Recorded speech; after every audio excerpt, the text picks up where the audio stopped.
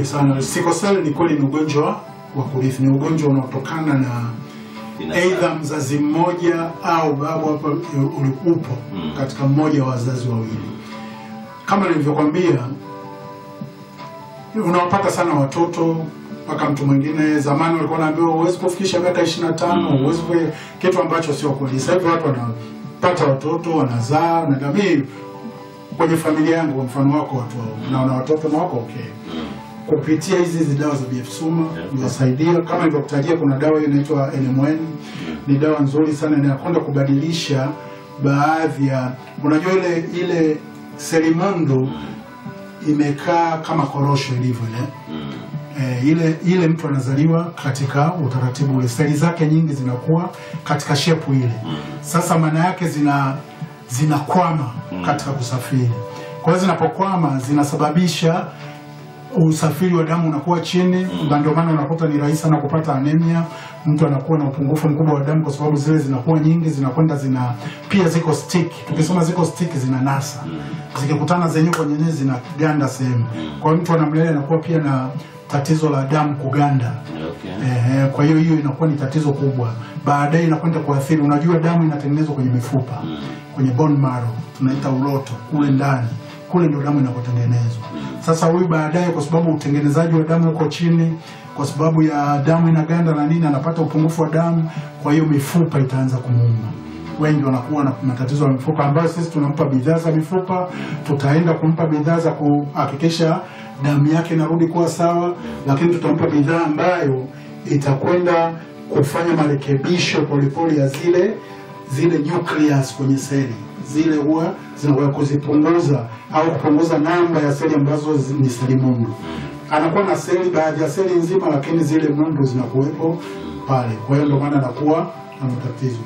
Na anapozidi kukua, zamani alikuwa anasema kwa sababu seli hizi nyekundu za damu zinaishi siku 120.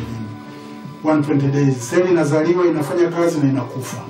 Kama alivyo binadamu. Sasa umri unavyokwenda, zinazokufa zinakuwa ni nyingi kuliko zinazozaliwa. Kwa hiyo ndio maana walikuwa wanasema huyu hawezi kufikisha kwa sababu zitakazokufa ni nyingi na zitakazokuwa nzima ni chache zinazozaliwa. Lakini kufuatana na utaalamu unavyokwenda, kampuni yetu inafanya mojawapo ya kazi inafanya ni research 24/7. Masaa 24 kuna watu wanaajiriwa kazi ya kufanya research, kutafuta vitu ambavyo vitamsaidia binadamu. Na kitu kikubwa hizi bidhaa zinachokifanya ni kuambia mtangazaji, kitu kikubwa ziende kuongeza kitu chochote kwenye mwili zaidi ya kwenda kurudishia mwili ulivyoumba unajilinda wenyewe. Sasa vinapungua vitu vya kujilinda ule mwili wenyewe. Kwa hiyo hizi bidhaa zinarudishia. Kwa mfano zinki imepungua, inakurudishia zinki. Kitu fulani kimesinyaa, inarudisha vile vitu vilivyofanya isinyae. Kwa hiyo hakuna kitu kipya tunachoingiza au chemical yote inayoingizwa. Kwa hiyo ni kama unakula chakula tu. Kwa hiyo inakurudishia katika hali yako ya kawaida. Asante kutupitia 0742104105. Kwa haraka nasema tuko pamoja sana hapo kwenye afya na mazingira leo. Je, ikitokea mzazi mmoja ana tatizo la pressure, mtoto naye anaweza kawa na pressure? Mwingine sasa pia nikitumia dawa je, ninapona kabisa au ninapunguza tatizo? Mama Angelo pia naye ameuliza hivyo.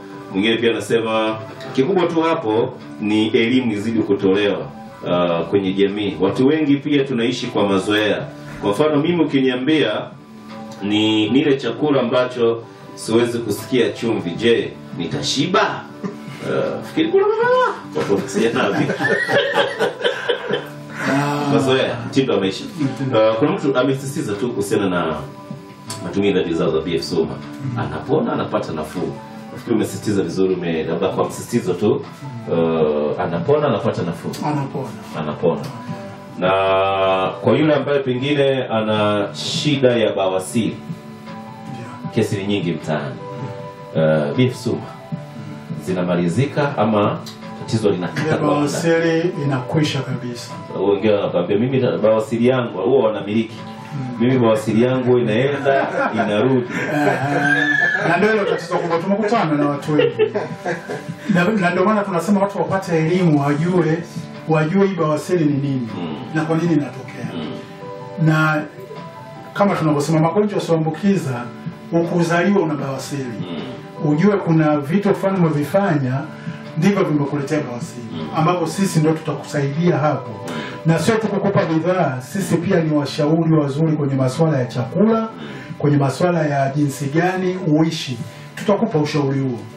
Tunakupa ushauri huo bure, na utakwenda ukiufuata na ukatumia bidhaa, utakuwa nani. Kwa sababu hizi bidhaa zetu tunazitoa kwa ajili ya kukinga, kwa ajili ya kutibu, na kwa ajili ya mtu mwingine anataka tu kuwa katika usalama. Kwa sababu maisha yanaendelea, unakula kila siku. Sio kwamba ukishatumia, kwa mfano unatumia leo, umepata kisukari kwa sababu ya pombe. Unarudi, umeshatumia bidhaa, umepona, wewe unarudi kwenye pombe. Maana yake nini? Hapo huwezi kusema bidhaa za BF-Suma ni mbaya. Ni kwamba wewe umerudi katika yale maisha yaliyokupeleka kwenda kupata kitu kama kile. Pombe hapo ni sawa. Pombe mwenyewe. Inatibika hii. Ndio msigo. Tumaliza kwa walau sekunde 30. Kesho semina inafanyika, na yule anatusikiliza sasa pengine mbali na kuvuna elimu, offers zingine ambazo zitakuwepo na watu 10 wa mwanzo, tukifika 20 kwa wakati mmoja, itategemea busara zitatumika. Lakini naamini kwamba watu 10 wa mwanzo hawezi kufika wote kwa wakati mmoja. Hilo naamini. Tutapishana sekunde. Hivi amefika saa 6 pale. Ndio hicho ambacho nimesema wa 10 wa sababu sisi kuanzia saa 4 tutakuwa ukumbini kwa ajili ya maandalizi na vitu kama hivyo, kupanga ukumbi na nini, kila kitu kitakuwa tayari. Utatumia vigezo gani kuamini kwamba amekuja huyu hapa? Sisi sababu mimi naweza nikaja saa 3 pale na itaka t-shirt nikishapewa naenda zangu kwenye mishemishe zingine. Sisi tunachokifanya tunakuorodhesha, kwa sababu tuna orodha pale, tunachukua orodha na pia tunachukua pia mawasiliano yako. Kwa hiyo tunaamini kwamba hakuna mtu mwingine hawezi kuja tu kwa lengo la kwamba anakuja kuchukua tu. Lakini sisi tutakaa pale getini kwa ajili ya kuanza kuorodhesha yale majina nadhani kwenye saa 7. Saa 7 na dakika 15 tutakuwa pale. Na watu tubadilike, tuje tujifunze, tuje tujue kitu, usije kuchukua fulana. Unaweza ukapata ukanunua ukapata, lakini kuna kitu kikubwa sana unakiacha. Hakuna maisha bila afya. Afya ni namba 1, mambo mengine. Hata kama unatafuta hela una afya, huwezi kupata maumivu. Hizi ndio dawa ambazo zinazoharibu sana figo.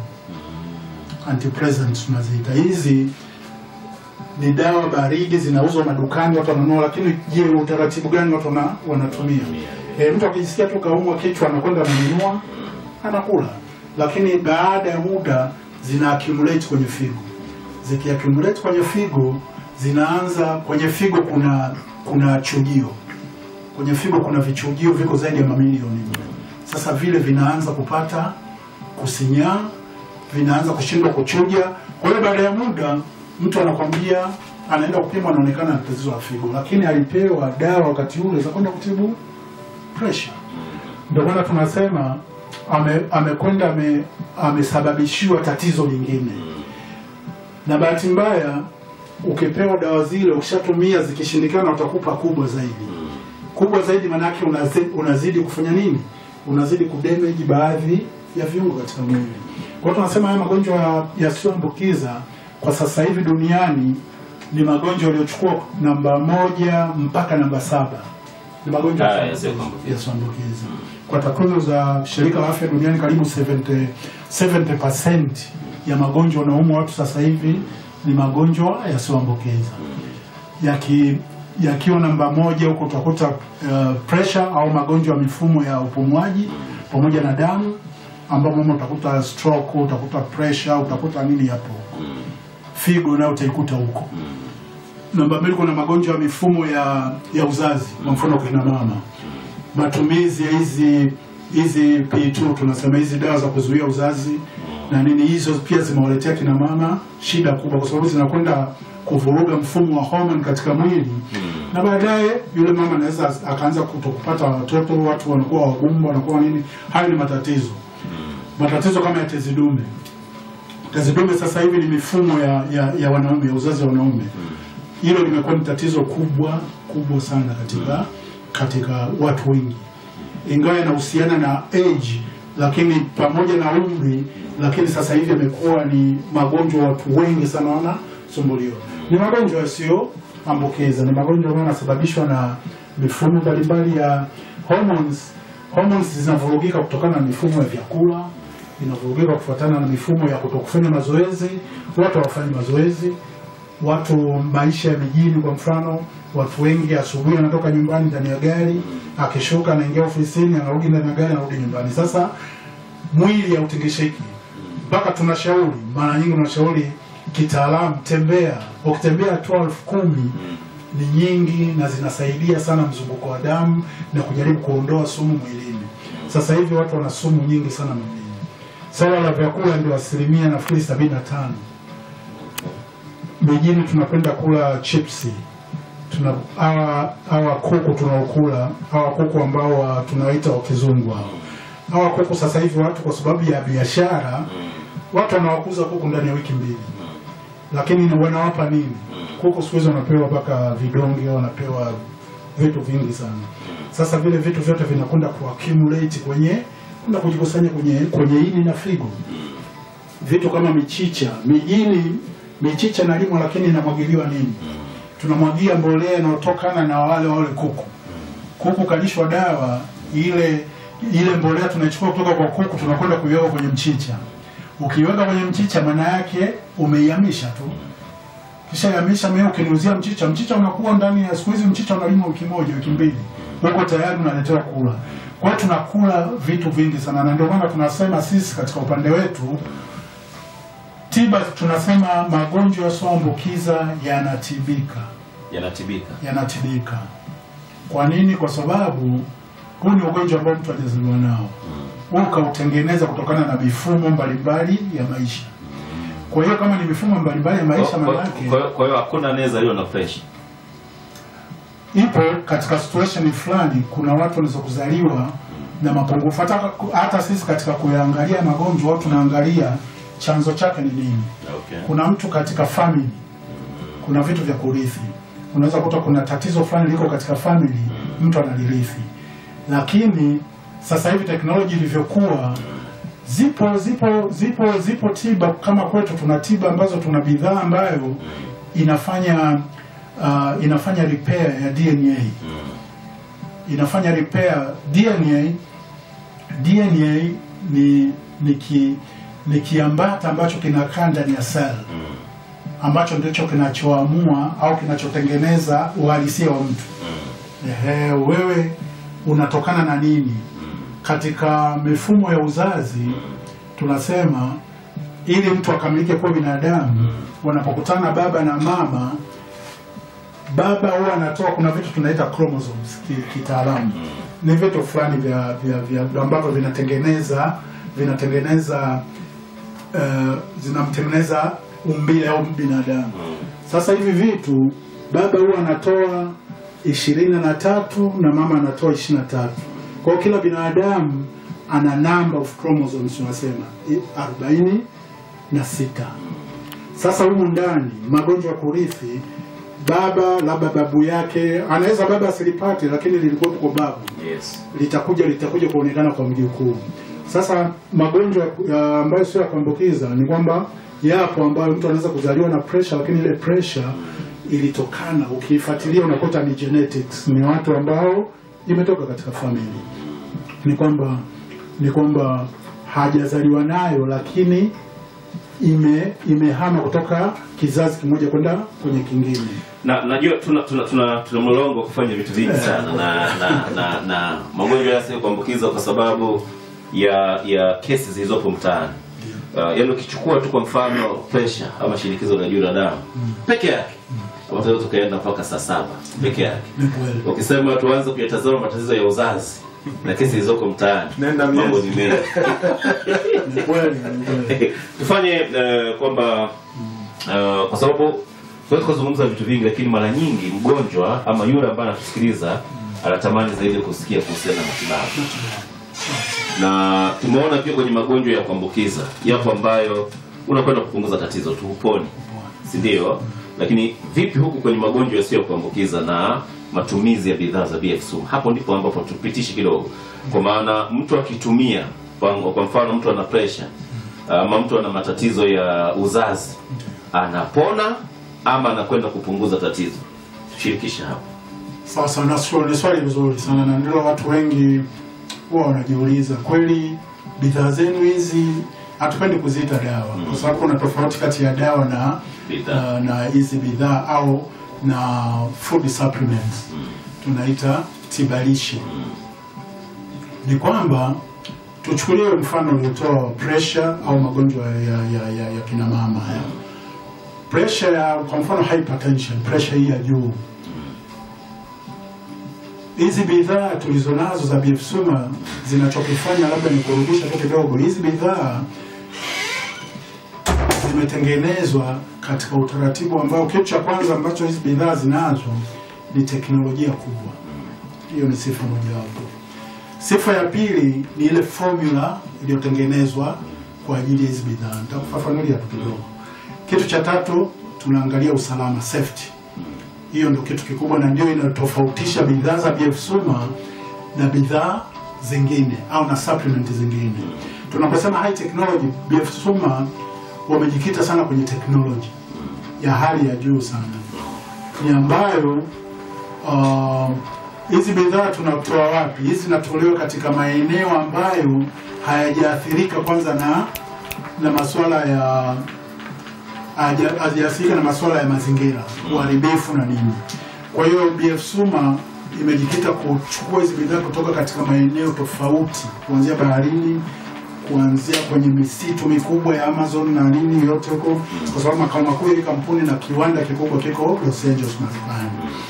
Kwa hiyo teknolojia inayotumika, kuna teknolojia mbalimbali ambazo zinatumika kuzifanya hizo bidhaa ziwe bora.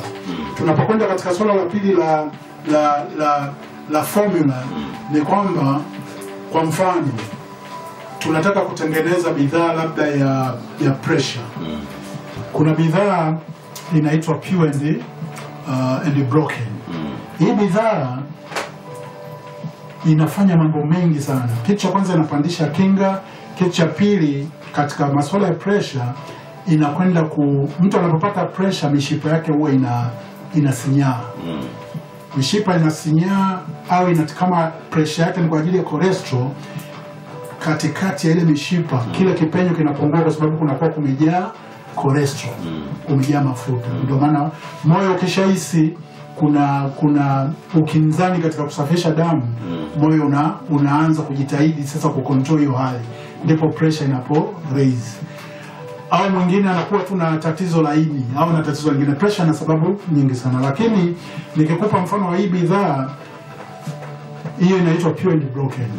Hiyo kitu kimoja wapo tunachokwenda kutibu, sisi tunasema tunatibu kuanzia seli ndio kitu kilichoumba umbile lote la binadamu. Ni seli ndio kitu cha mwanzo kuumba kila kitu. Ikitoka cell inakuja kutengenezwa kitu kinaitwa tissue. Tissue ni mkusanyiko wa seli zenye tabia moja, zinakwenda kutengeneza kitu fulani. Hizi tissue, kwa mfano damu ni tissue. Damu ni mchanganyiko wa vitu tofauti. Kwa mfano misuli, hizo ni tissue, ni seli zimejitengeneza kwa tabia yake tofauti, zimetengeneza. Kitu cha tatu kinachokwenda kutengenezwa baada ya tissue zikiwa nyingi na za aina moja zinakwenda kutengeneza organ ni viungo, moyo, figo na viungo vingine vyote. Binadamu kawaida ana viungo 70 na binadamu ana viungo 78. Lakini kuna viungo vikuu viko 5 ambavyo ni moyo, figo, ini, ubongo na mapafu. Hivyo ni maana tunasema ukivikosa ni vital organ. Hivyo ukivikosa uhai unakuwa mashakani, unakuwa hakuna. Alafu kitu cha mwisho ni system. Hivi viungo vikikusanyika pamoja vinatengeneza system. Yaani mfumo sasa. Mfumo maana yake mfumo ni mifumo ya mwili inafanya kazi pamoja. Sawa? Mfumo wa damu, mfumo wa uzazi, mfumo wa ubongo, hivyo vitu lazima viwe na mawasiliano ndio vifanye kazi pamoja. Alafu kitu cha mwisho ndio organism, sasa ule mwili mzima. Sasa nilikuwa nakufafanulia ili uone sisi dawa zetu au sisi product zetu kazi kubwa zinazokwenda kufanya ni kwenye seli. Okay. Seli ndio inaharibika katika hii mfumo wa magonjwa yasiyoambukiza.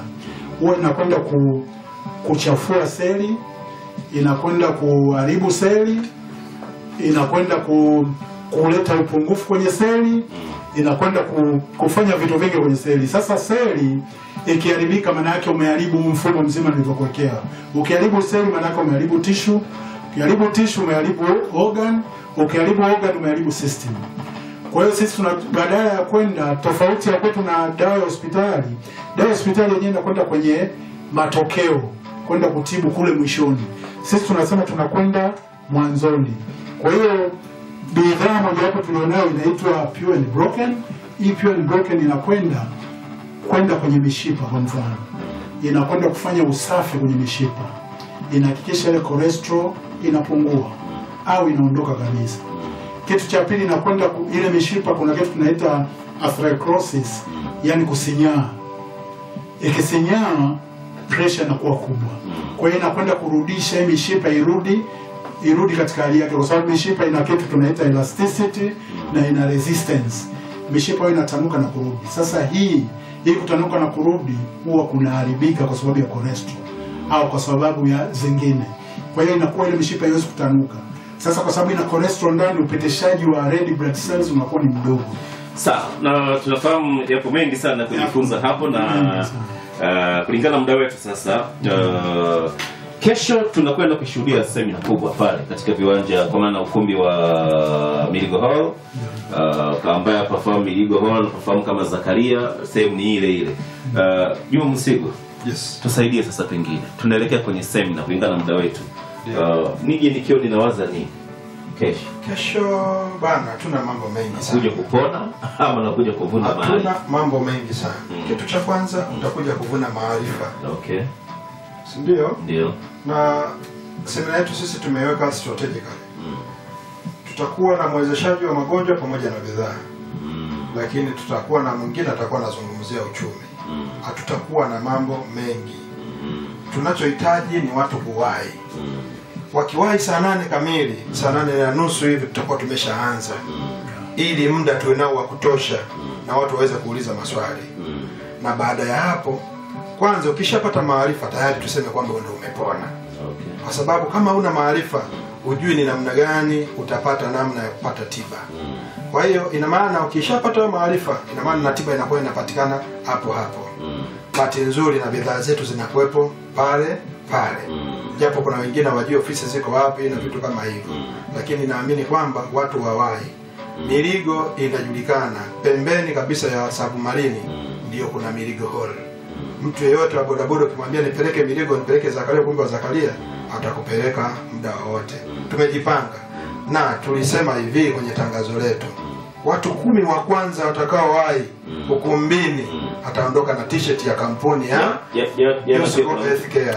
Jana pia kuna mtu aliniuliza, ni kweli? Uzuri wakati tunatengeneza tulienda wote.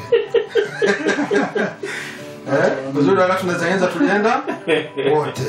Kwa hiyo zipo. Si ndio? Zipo, zimeshafika, hatuna wasiwasi wowote. Kwa hiyo watu waje, watu waone, watu wasikie, watu wajifunze. Hivi vitu sio vya kuanza kusikia kwa mtu yeyote yule. Sisi tunataka ujifunze. Tumemleta profesa ili Kahama iweze kupata maarifa. Tusiishie tu kwamba tunakusikia iko hivi, hapana. Na ndio maana tutampa muda mrefu zaidi ya masaa 2-3. Anazungumzia dawa, anazungumzia nini? Magonjwa. Ili kila mmoja anapotoka pala na maarifa ya kutosha. Profesa Kahabi, kulingana na muda wetu sasa, pekine kwa dakika chache. Huyu anayetumia dawa, kwa maana kwa tunaita umesema tuite bidhaa kutoka BF Suma, pengine ana matatizo ya uzazi au ana pressure, mwingine pengine anasumbuliwa na kisukari. Inamchukua muda gani kuanza kuona matokeo? Kwa namna ambavyo, kwa uzoefu wako, namna ambavyo na nimeshawasaidia wengi, kuanza kuona matokeo ni ndani ya wiki 2. Ndani ya wiki 2. Wiki 2 mpaka 3. Lakini tunasema kuwa katika hali yake iliyokuwa kabla ya kuumwa au bora zaidi ni baada ya miezi mitatu. Ile tunasema ukarabati wa vile vitu vilivyoharibika na nini unakuwa umesharudi katika hali yake ya kawaida. Lakini kwa mfano kwa uzazi, kwa mfano kwa pressure, ndani ya wiki 2 utaanza kuona kabisa pressure yangu mimi imeanza kuwa sawa sawa. Na baadhi ya vitu ambavyo unasikia kama kuumwa kichwa, kukosa nguvu, kusikia kizunguzungu na nini, hivyo vitu utaona vimeanza kupotea. Kwa hiyo sisi tunaamini pale wewe sasa umeanza mwili kurespondi na ile tiba tuliyokupa.